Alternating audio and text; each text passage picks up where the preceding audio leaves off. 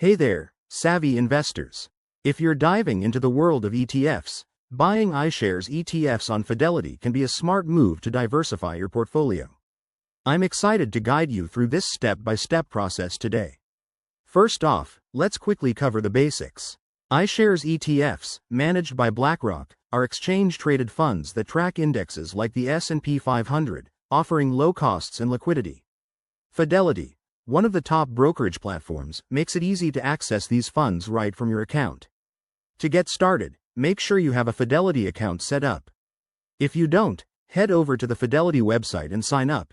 It's straightforward and often comes with great tools for beginners. Once you're logged in, navigate to the Trade section, usually found on the main dashboard. This is where the magic happens. Next, use the search bar to look up the specific iShares ETF you're interested in. For example, type in iShares Core S&P 500 ETF. That's IVV, by the way. You'll see a list of results with key details like current price, performance history, and expense ratio. Take a moment to review this. Always double-check that it aligns with your investment goals. Now, to place your order, select the ETF and choose your order type. A simple market order will buy it at the current price, but if you're strategic, consider a limit order to set your own price. Enter the number of shares you want, keeping an eye on the total cost, including any trading fees.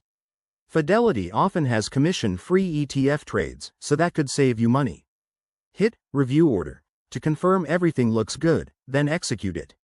You'll get a confirmation notification, and voila! You're now a proud owner of that iShares ETF. Remember, investing involves risks, so do your homework and consult a financial advisor if needed.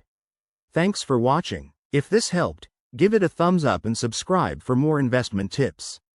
Drop any questions in the comments below. I'm here to help. Happy investing!